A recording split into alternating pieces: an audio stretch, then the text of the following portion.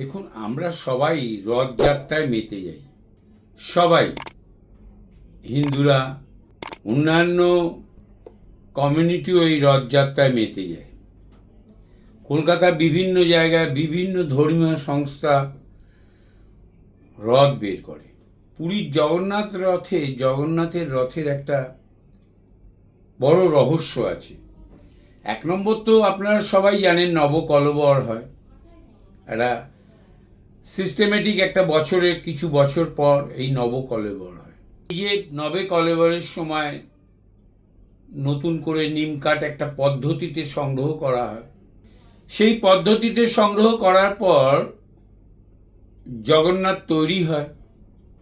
পুরনো জগন্নাথকে সমাধিস্থ করা হয়। তার ব্রহ্ম পদার্থ অর্থাৎ হৃৎস্পন্দনটা স্থানান্তরিত করা হয় নতুন জগন্নাথকে।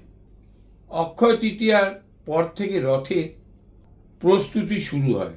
রথের প্রস্তুতিতে দেখবেন পুরীর জগন্নাথ রথে কোনো আধুনিক কোনো প্রভাবকে মেনটেন করা হয় না। পুরনো পদ্ধতি, উইদাউট লোহার কোনো পেরেক ছাড়া জগন্নাথের রথ তৈরি হয় এবং সেই রথে জগন্নাথ, বলভদ্র এবং সুভদ্রা এদের তিনজনকে চাপানো হয়। পুরাণের কথা অনুসারে কোনো এক রাজার সময় থেকে এই জগন্নাথের রথের প্রচলন হয়েছিল, রথযাত্রা। তিনি আবার মাসির বাড়িতে যান এবং মাসির বাড়ির ওই মন্দিরের নাম গুন্ডিচা মন্দির আর কি। ওখানে উনি যান। একটা আর্ট, জগন্নাথের এই রথ, জগন্নাথের এই রং, জগন্নাথের এই কলা আর কি, এই আর্ট একটা অন্য ধরনের আর্টে, শিল্পতে উনাকে তৈরি করা হয়, রূপ দেওয়া হয়।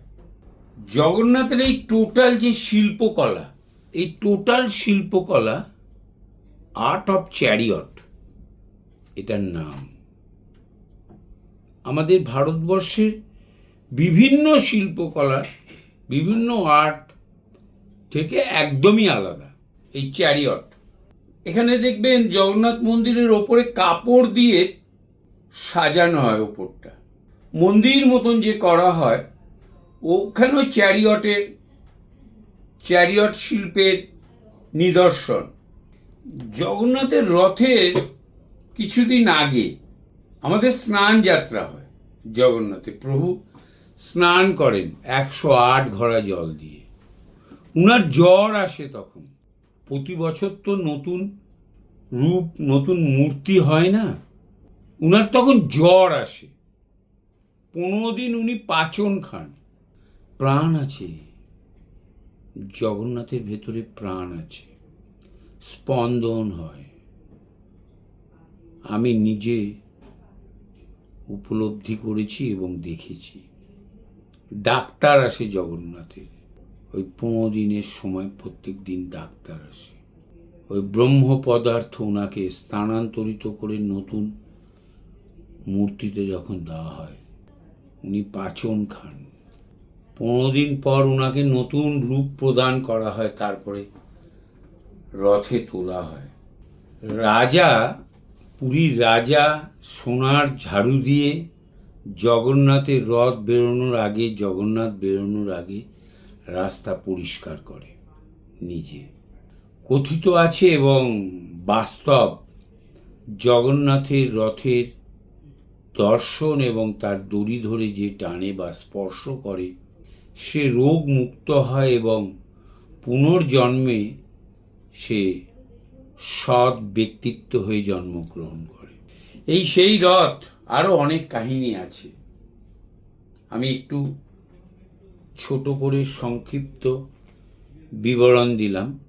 তিথি অনুসারে এক একটা ক্রিয়া করা হয়, এক একটা কর্ম সাধিত হয়। আমি জগন্নাথের খুব ভক্ত, প্রায় প্রতি মাসেই গিয়ে হাজির হই। সকালে যাই, রাতে ফিরি। আমার বাড়িতে, আমার চেম্বারে সব জায়গায় পুরী থেকে তৈরি করে নিয়ে আসা নিম কাঠের জগন্নাথের মূর্তি আছে।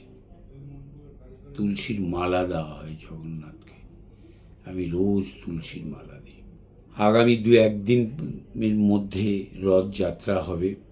আমি সকালে গিয়ে পৌঁছে বিকেলে যাওয়ার জন্য খুব চেষ্টা করছি, কাজকর্মকে সংগঠিত করে ছোট করে। জগন্নাথের জয়গান গাইবেন, জগন্নাথের মূর্তি ঘরে রাখুন। যেদিন রথযাত্রা হবে ছবির মাধ্যমে বা টিভির মাধ্যমে বা ইউটিউবের মাধ্যমে, ফেসবুকের মাধ্যমে সেটা দর্শন করুন নিঃশব্দে। শুধু আপনার নিঃশ্বাসের শব্দই আপনার শরীর পাবে, দেহের সংস্কার হবে। সবাই ভালো থাকুন, আনন্দে থাকুন, আনন্দে থাকতেই হবে। নমস্কার।